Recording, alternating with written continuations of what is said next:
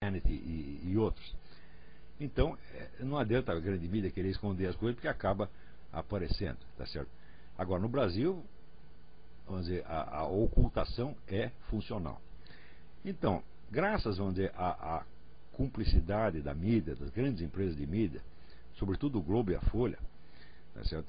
E graças à omissão, ou estupidez, ou talvez ao colaboracionismo de muitos líderes ditos liberais ou conservadores, o fato é que falar de comunismo se tornou proibido no Brasil, enquanto isso, vamos dizer, o chamado cadáver do comunismo, né, foi mostrando cada vez um vigor físico e mental cada vez mais extraordinário. Quer dizer, e hoje está no poder praticamente toda a América Latina. Tá certo? Muito bem.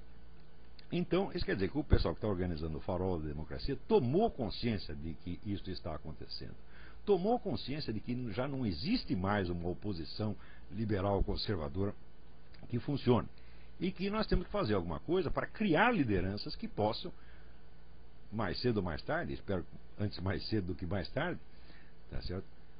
Primeiro compreender a situação, porque não adianta você querer agir se você não compreende a estratégia do inimigo como um todo, tá certo? E durante esses anos que se passaram, nem mesmo para você fazer um grupo de estudos, para organizar, para estudar a estratégia da esquerda latino-americana, nem isso foi possível. Tá certo? Eu tentei várias vezes, mas isso foi boicotado por todas as maneiras possíveis e imagináveis, tá certo? Inclusive por altos oficiais das nossas Forças Armadas, aos quais eu pedi auxílio para o empreendimento desse estudo e que, fingindo apoio, o negaram. Não vou dar os nomes porque não interessa, né?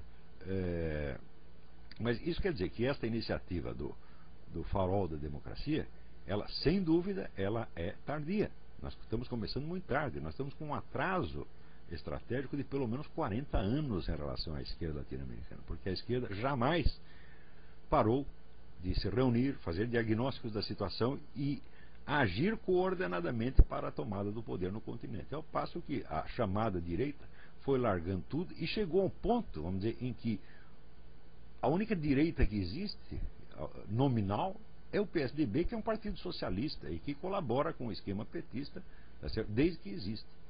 Então isso quer dizer que aí você tem realmente a estratégia das tesouras, você tem o domínio, o mesmo esquema, domina o governo, domina a oposição. Assim realmente não é possível. É claro que dentro do PSDB tem elementos que não participam desse esquema e de vez em quando, tá certo? Dizem até alguma coisinha que preste.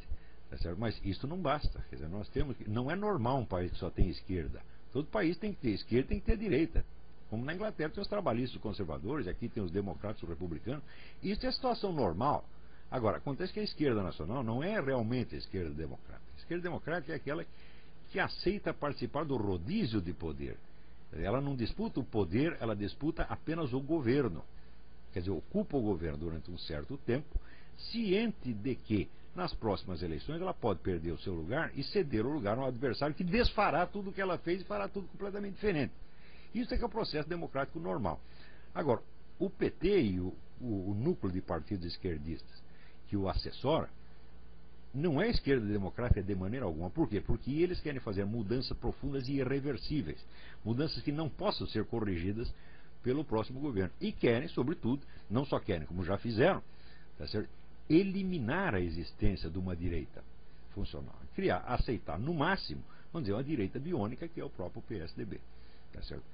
Então, quer dizer, esse partido, essa esquerda brasileira, essencialmente antidemocrática em todos os seus aspectos.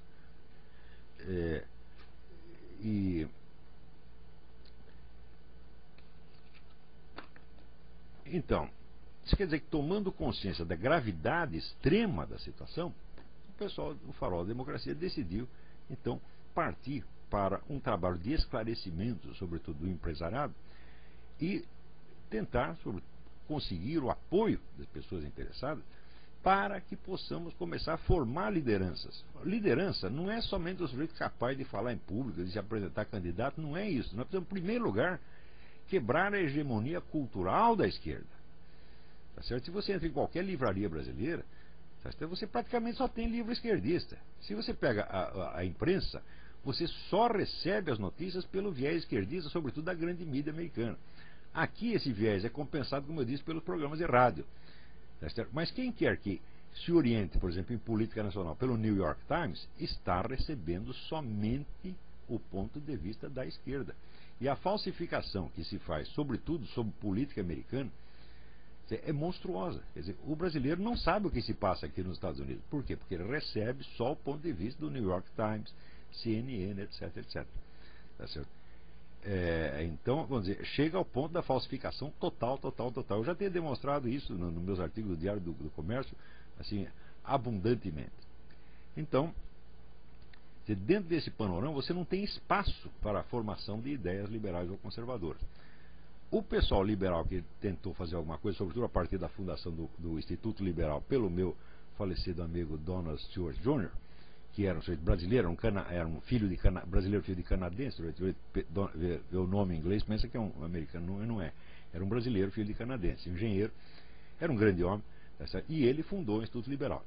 Acontece o seguinte, o Instituto Liberal naquela época ele tinha, vou dizer, a sua razão de ser, e foi uma boa ideia, que é a difusão das ideias liberais, sobretudo das ideias, vamos dizer, da escola austríaca de economia, que é a melhor coisa que existiu na economia no século XX. Mas acontece que, vamos dizer, a argumentação liberal sempre se limitou aos aspectos econômicos e administrativos. Então não adianta você reagir num ponto, tá certo? Enquanto o adversário está atacando em todos os pontos simultaneamente. Quer dizer, sempre assim, a esquerda tem uma estratégia abrangente e ela encontra da parte de liberais e conservadores uma resistência pontual, ou com relação à economia, ou com relação à corrupção, etc, etc, e sem nenhuma estratégia de conjunto.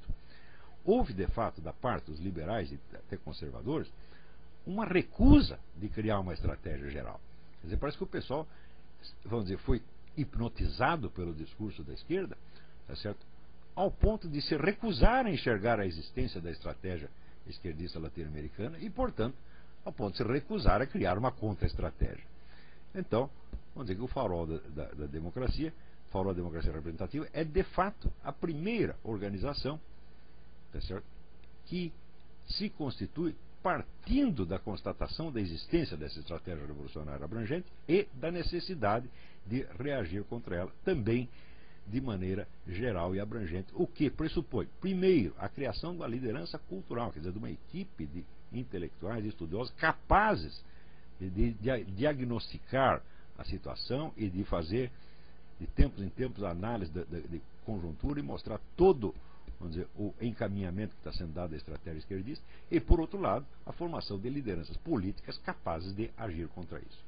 Eu acho que esta é a iniciativa política mais importante que já houve da parte vamos dizer, de liberais conservadores brasileiros. Eu me disponho a colaborar no que for necessário, tá certo? Aplaudo os criadores dessa iniciativa e desejo ao Farol da Democracia todo o sucesso do mundo. Muito obrigado.